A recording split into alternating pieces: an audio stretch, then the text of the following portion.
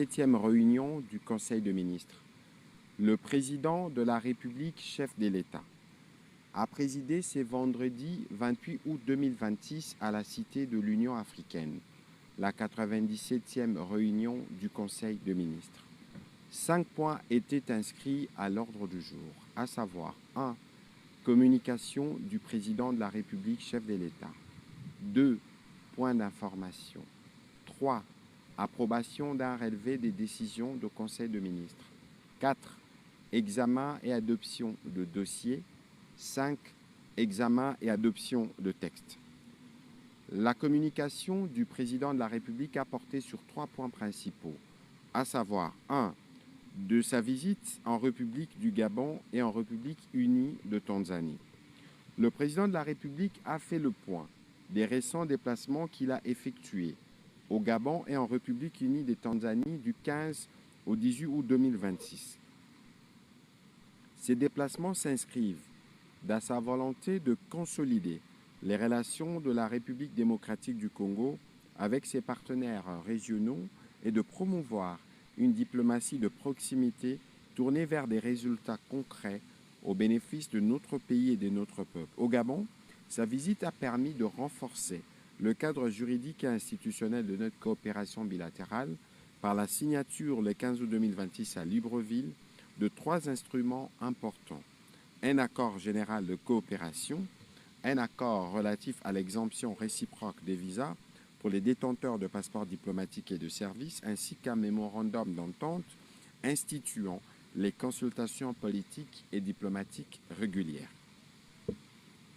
Le président de la République et son homologue gabonais ont également convenu de la mise en place d'une commission mixte chargée d'assurer le suivi des différents engagements et de donner une impulsion nouvelle à la coopération entre les 2 États.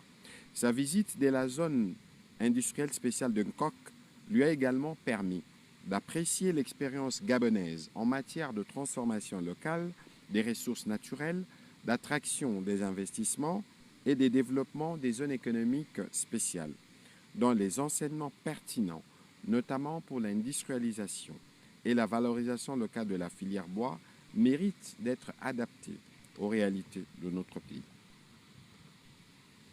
En République unie de Tanzanie, ces échanges ont confirmé les caractères stratégiques de nos relations, notamment par les désenclavements de notre pays à travers le corridor central et notre volonté d'approfondir la coopération bilatérale.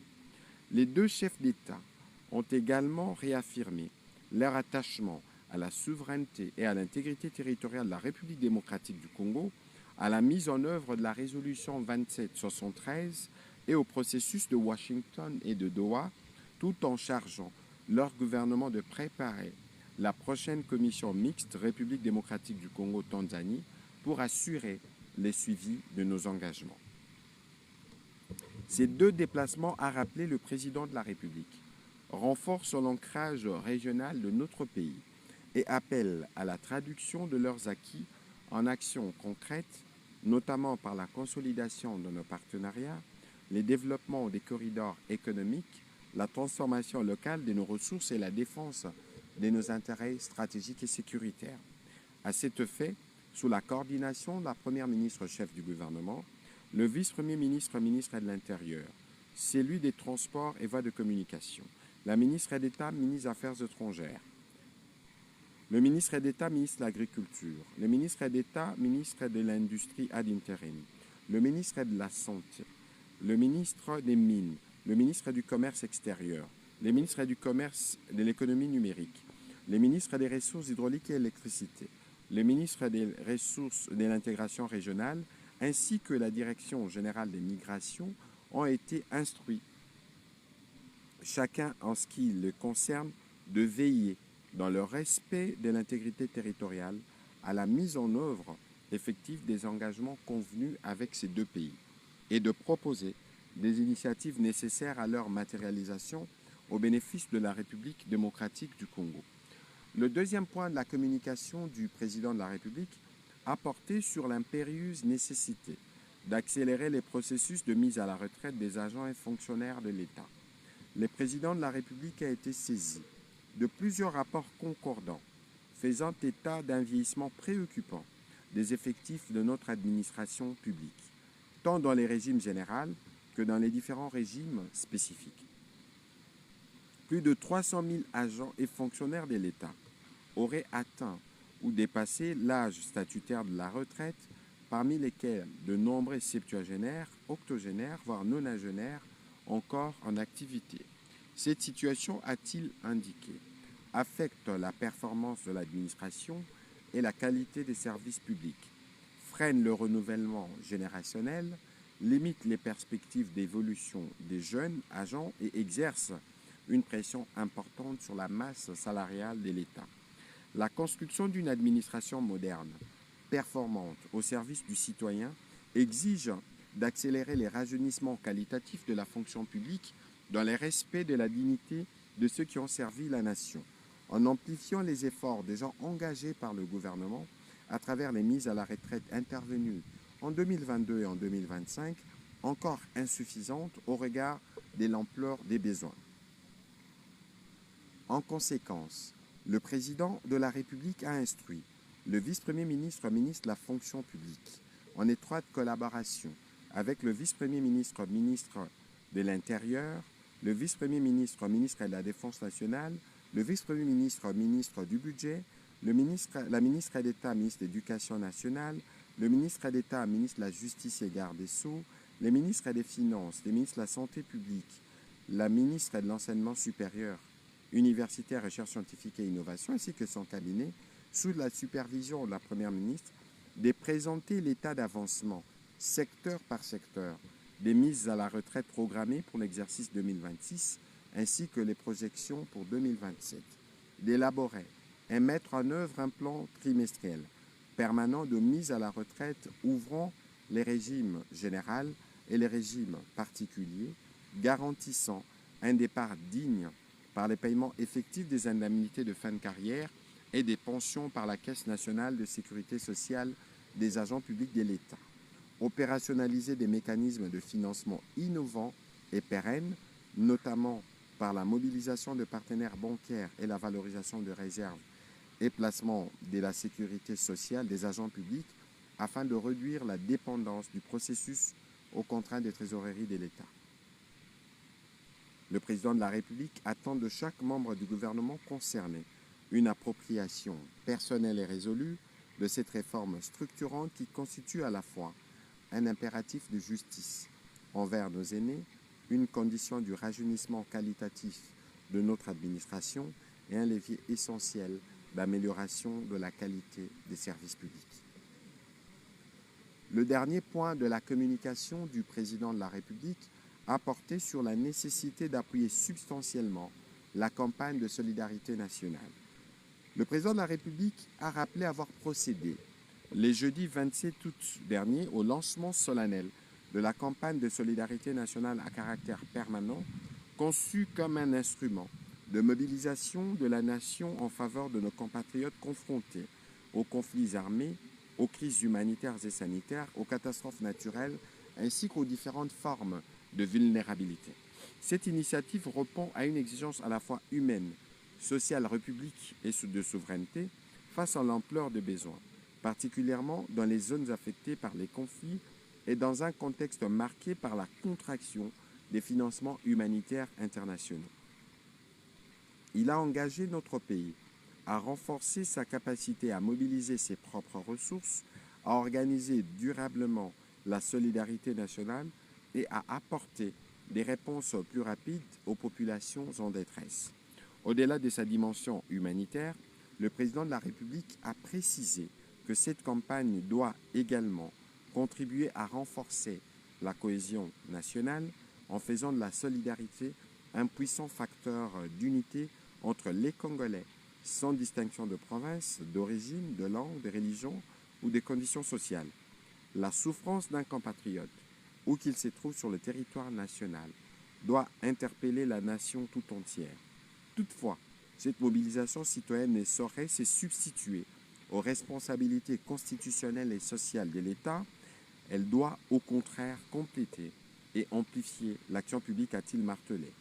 D'où l'impérieuse nécessité pour l'État lui-même, de donner de l'impulsion, d'assurer sa crédibilité et de créer les conditions de sa pérennité. C'est l'essence de l'appui institutionnel, financier, matériel et logistique substantiel que le gouvernement apporte à cette initiative à la hauteur de son ambition et des attentes qu'elle suscite.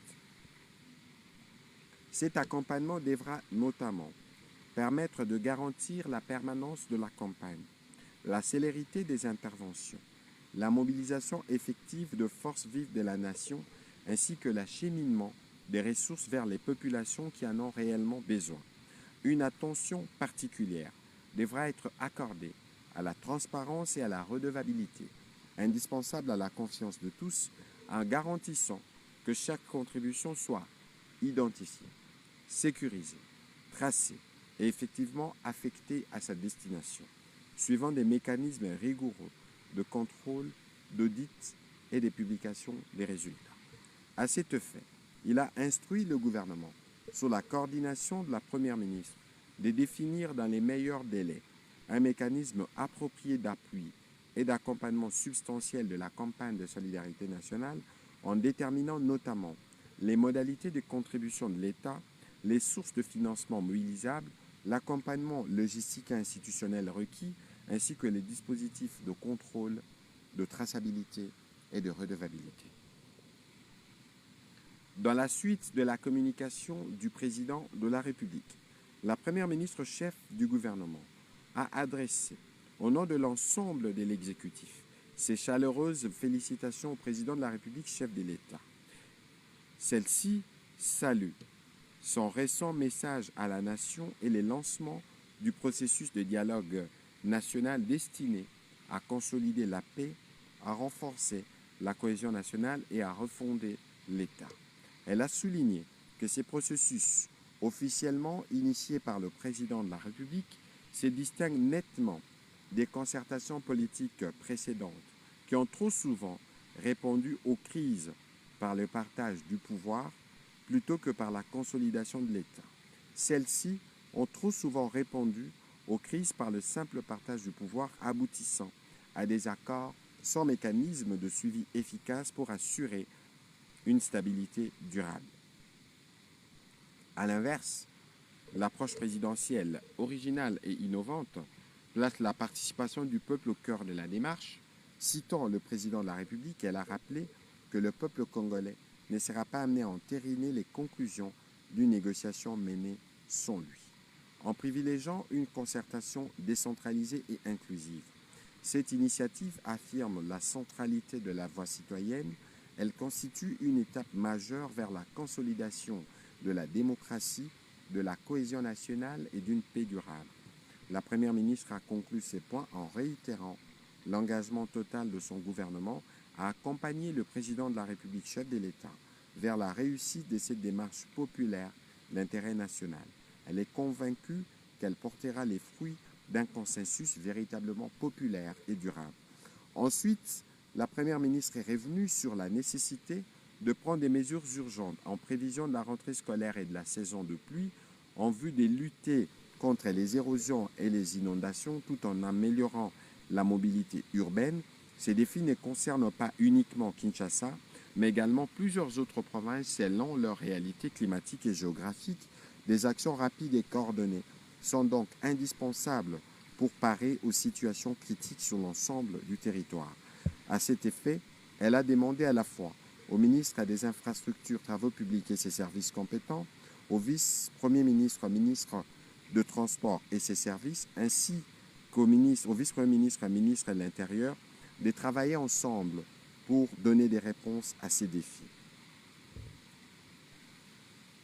Pour terminer, sans complément à la communication du président de la République, la Première ministre a évoqué la nécessité de créer un instrument financier souverain dédié à l'habitat.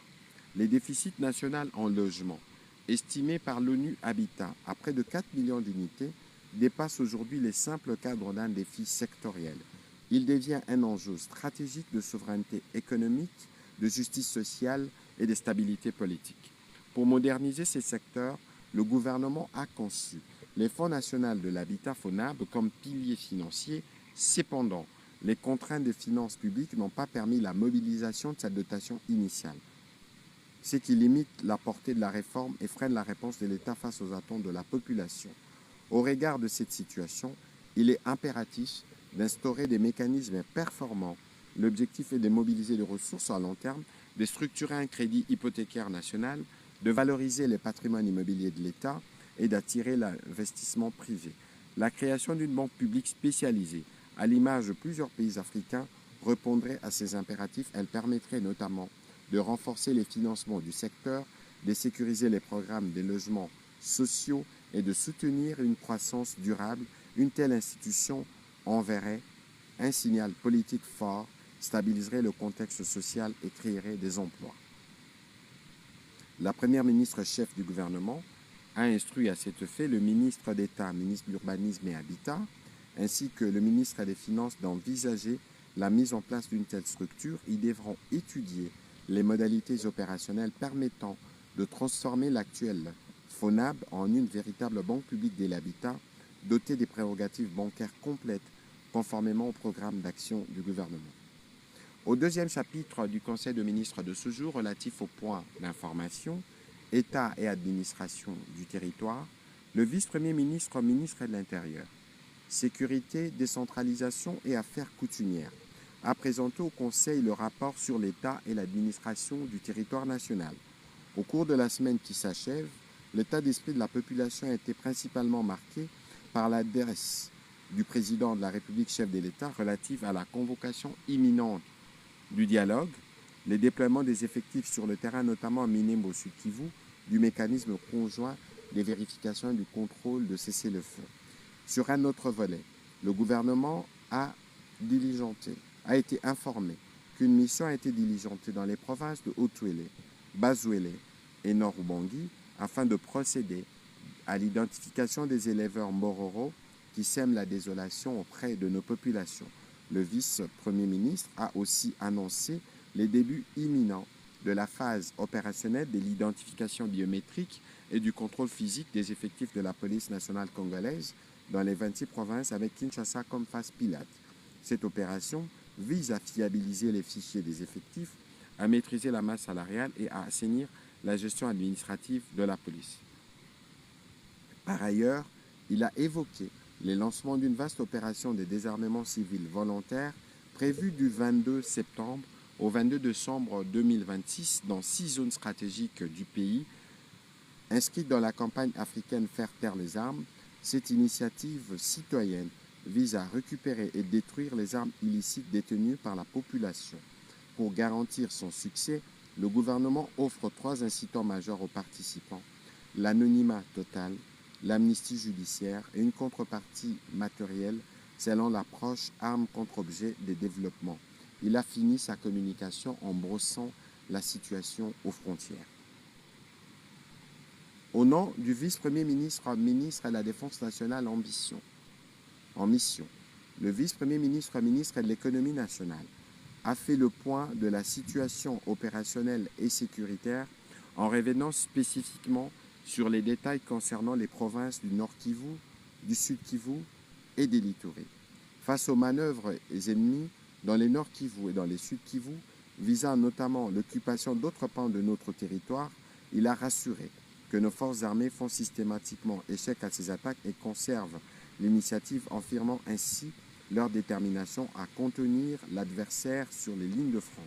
Dans les territoires de Djougou en Ituri, l'approche opérationnelle initiée par le nouveau gouverneur militaire enregistre des retours des déplacés internes dans leur milieu d'origine, malgré les campagnes de désinformation menées par certains leaders communautaires pour les décourager. Au sujet de l'incident marin survenu sur le fleuve au niveau de Yumbi en République démocratique du Congo, province de Mai-Ndombe, et de Makitampoko au Congo-Brazzaville, le Conseil a été informé des contacts en cours entre les ministres de la Défense des 2 pays et ceux des Affaires étrangères qui ont activé des mécanismes de coordination et de partage d'informations pour prévenir des situations de ce genre. Entre-temps, une enquête a été ouverte pour connaître les circonstances de cet incident malheureux. Au sujet de l'évolution de la situation humanitaire, la ministre d'État, ministre des Affaires sociales, a fait le point de la situation pour la période allant du 10 au 26 août 2026. Cette période a été principalement caractérisée par des cas de déplacement de population dans 3 provinces, dans le Tanganyika, dans les Maniema et dans le Haut-Ouest. Face à ces urgences humanitaires, elle a expliqué les différentes actions menées ou en cours ainsi que les priorités identifiées pour soulager nos compatriotes en détresse et autour desquelles le gouvernement se mobilise. La ministre d'État a conclu son intervention en évoquant le lancement de la campagne de solidarité nationale prévue le 27 août 2026 par le président de la République, chef de l'État. Cette initiative vise à mobiliser de manière pérenne les institutions publiques, les secteurs privés, les partenaires techniques et financiers, la société civile, ainsi que l'ensemble des citoyens. L'objectif est de venir en aide aux personnes vulnérables et aux victimes des crises humanitaires tout en promouvant une culture durable d'entraide, de partage et des responsabilités collectives. Au sujet de la situation épidémiologique, le ministre de la Santé a fait le point de la situation de la riposte contre la maladie à virus Ebola. Le cumul des cas confirmés à ce jour est de 5 794, soit dont 2 786 décès, soit une létalité de 48%, avec 1293 guéris, tandis que 840 malades sont pris en charge et en isolement dans les centres de traitement. Le taux global de suivi des contacts est de 82,2%. Les actions des ripostes se poursuivent et s'intensifient sur terrain dans le but de venir à bout de cette épidémie.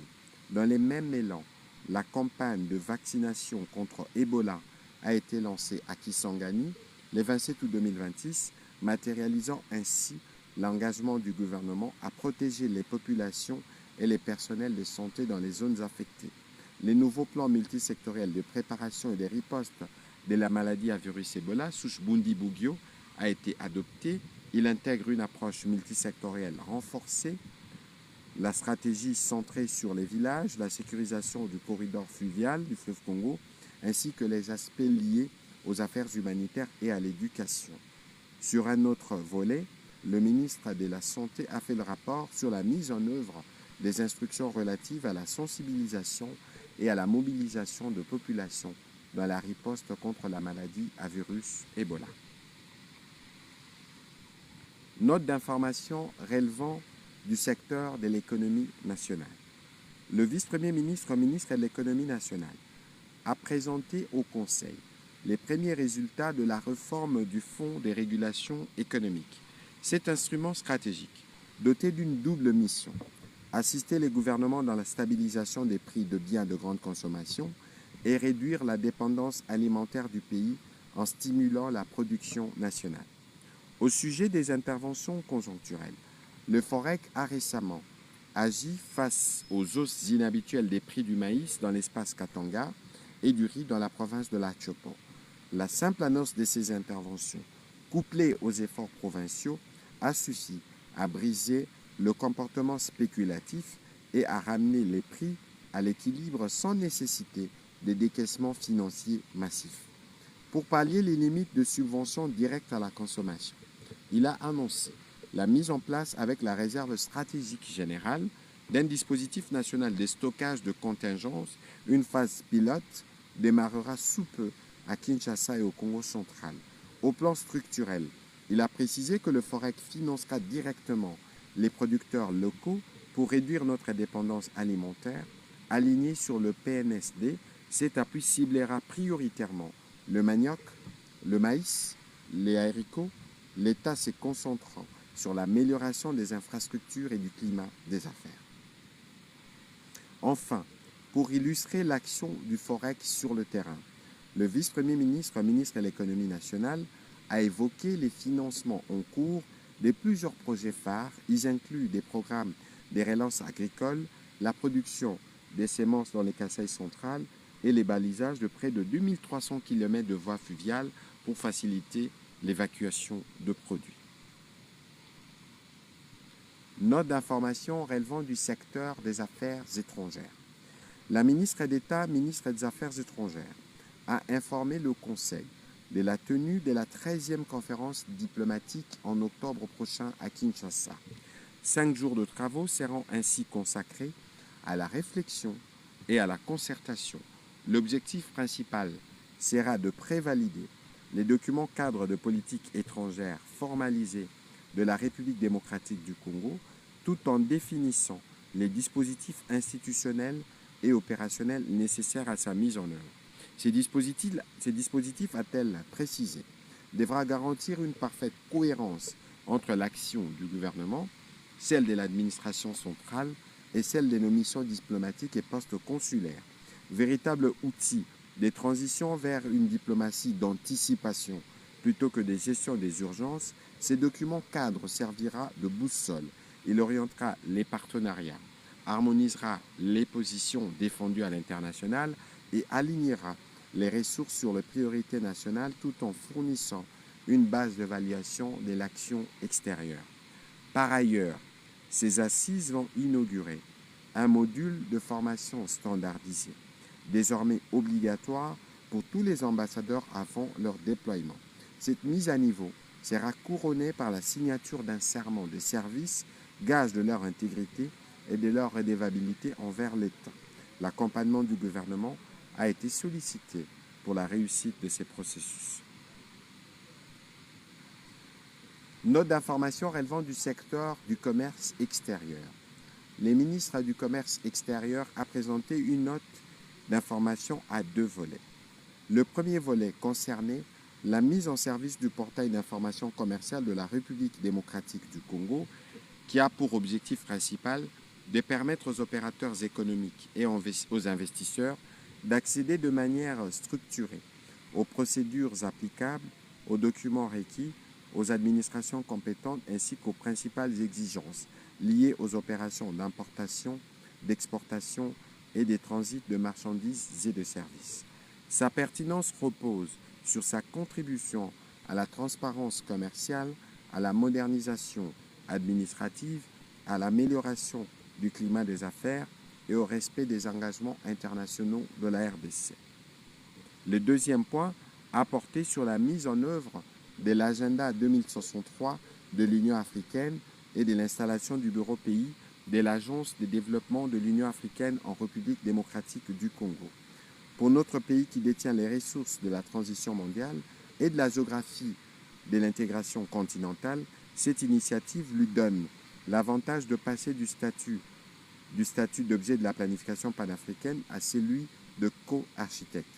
À cet fait, le bureau pays a été installé il y a quelques semaines en présence du président de la République et le ministre a expliqué les 6 raisons motivant cette démarche qui permet les drainages de programmes phares Grand Inga, corridor de Lobito, l'accès privilégié aux instruments continentaux, la crédibilité institutionnelle, le hub de l'Afrique centrale, la position centrale dans la chaîne de valeur verte et les transferts techniques en montée et la montée de compétences.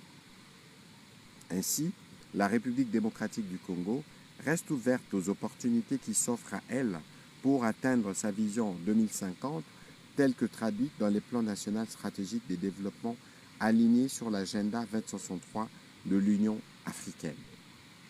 Note d'information relevant du secteur de la communication et des médias.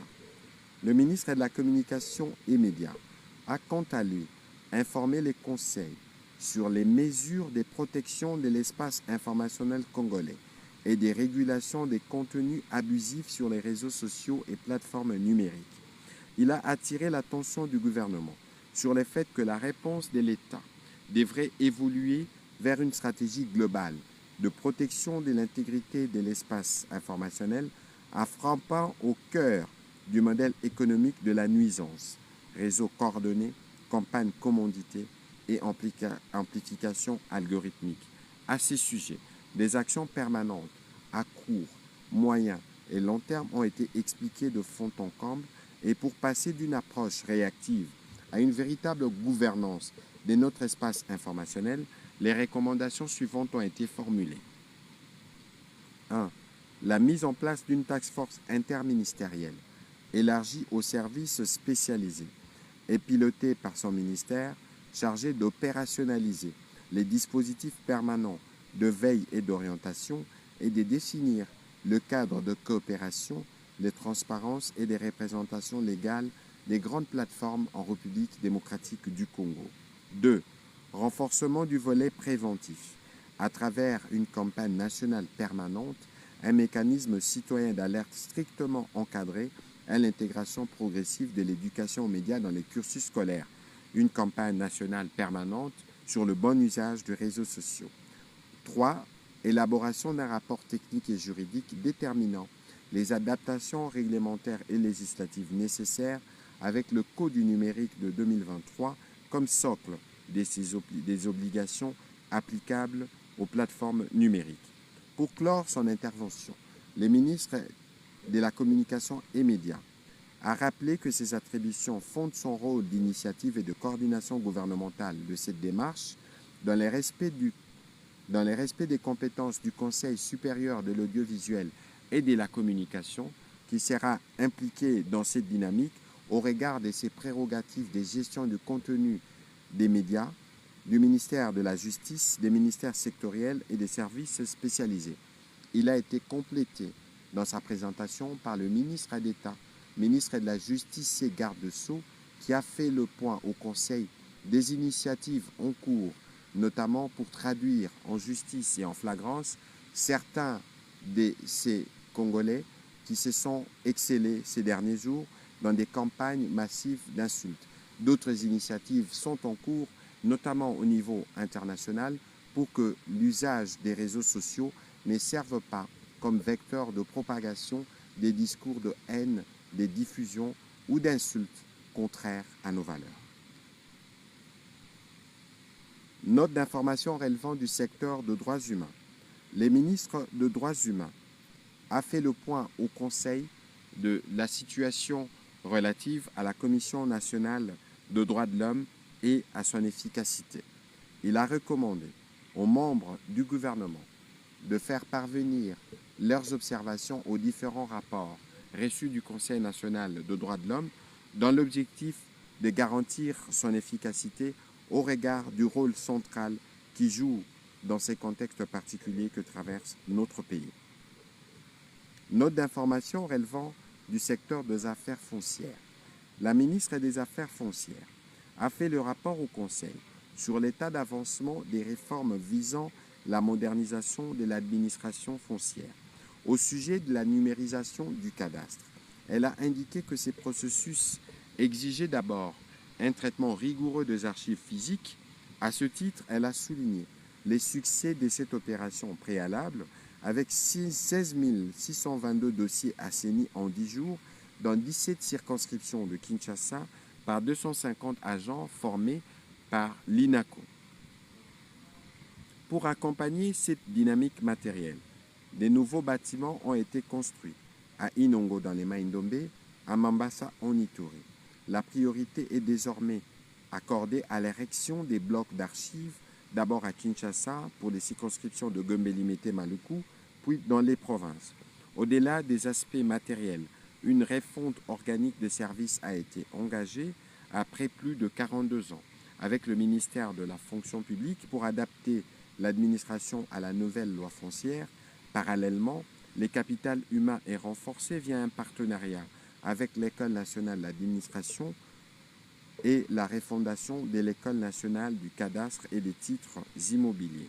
Afin de rapprocher l'administration des usagers, le ministère s'est doté d'un web interactif et déploie les chatbots assistants MINPA pour vulgariser la loi foncière et interagir directement avec les citoyens. S'agissant des perspectives, elle a annoncé l'extension de l'archivage à 19 nouvelles circonscriptions. L'objectif est d'équiper 146 bureaux du pays afin de rendre opérationnel les registres nationaux de titres fonciers et immobiliers RNTFI.